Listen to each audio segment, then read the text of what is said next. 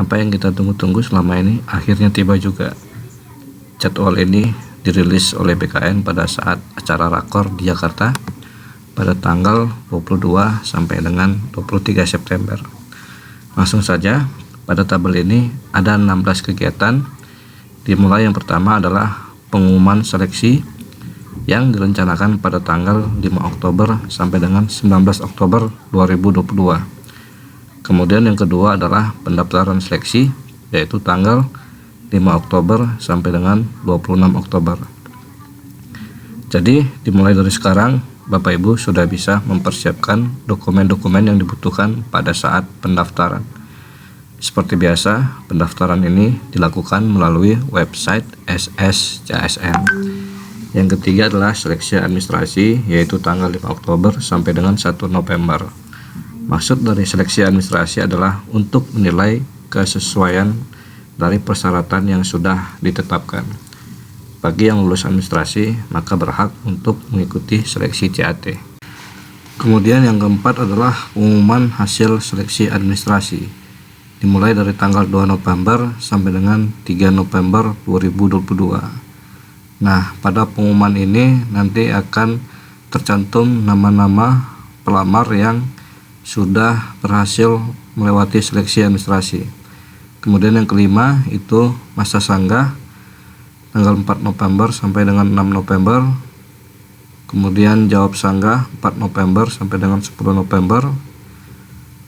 Yang ketujuh, pengumuman pasca masa sanggah itu tanggal 11 November sampai dengan 11 November. Jadi satu hari ya Bapak Ibu untuk pengumuman pasca masa sanggahnya.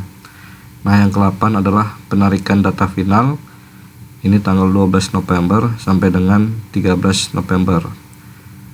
Ini untuk durasi waktunya 2 hari. Kemudian yang nomor 9, penjadwalan seleksi.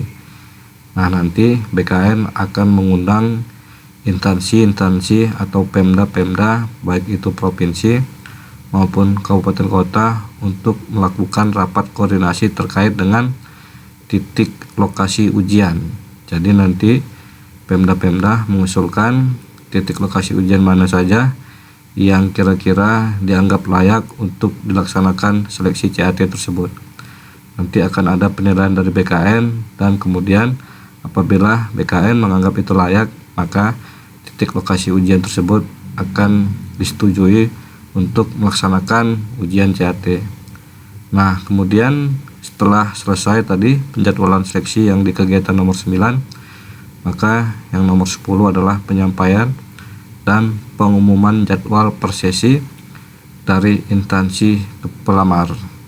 Itu tanggal 17 November sampai dengan tanggal 23 November. Jadi nanti Bapak Ibu di pengumuman jadwal per sesi dari instansi ini silahkan dilihat untuk titik lokasi ujian Bapak Ibu. Kemudian jadwalnya tanggal berapa dan di sesi berapa. Jangan sampai salah. Misalnya Bapak Ibu di tanggal sekian di sesi 3, tapi Bapak Ibu hadirnya di sesi 1 atau sesi 2. Nah, itu akan merugikan Bapak Ibu.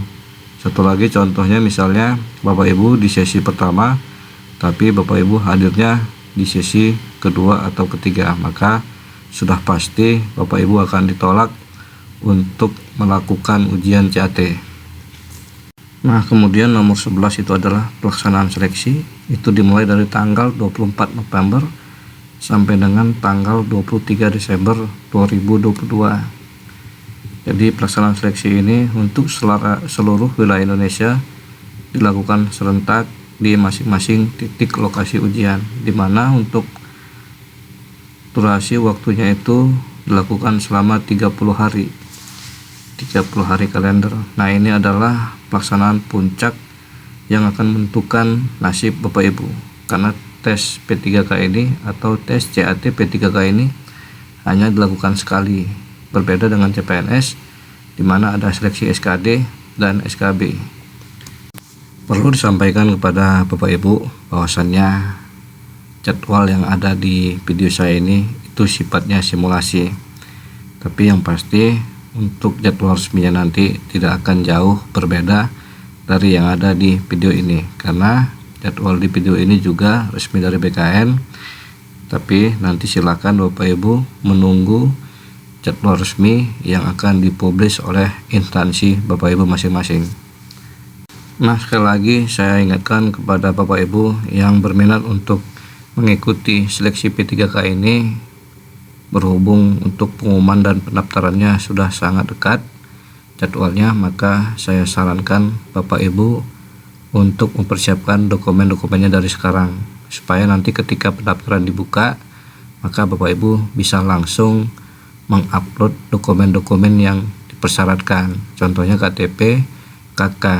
Dan yang paling penting adalah terkait dengan NIK Bapak Ibu. Jangan sampai ketika Bapak Ibu melakukan pendaftaran ternyata NIK-nya itu bermasalah atau tidak sesuai dengan yang ada di Dukcapil. Nah, ini pengalaman tahun lalu itu banyak peserta-peserta yang mengalami, sehingga sangat merugikan mereka, karena untuk mengurus NIK itu memerlukan waktu yang lumayan lama. Jadi dimulai sekarang silahkan dicek NIK-nya di Dukcapil, apakah NIK Bapak Ibu sudah benar adanya ataukah masih ada masalah terkait dengan nomor NIK-nya. Misalnya nomor NIK-nya itu tidak sesuai dengan yang ada di data Dukcapil. Nah, itu saja informasi yang bisa saya sampaikan. Mudah-mudahan ini bermanfaat. Silahkan di-share kepada teman-teman yang lain dan jangan lupa untuk di-like. Kemudian apabila masih ada yang kurang jelas, silahkan tulis pertanyaan di kolom komentar. Assalamualaikum warahmatullahi wabarakatuh.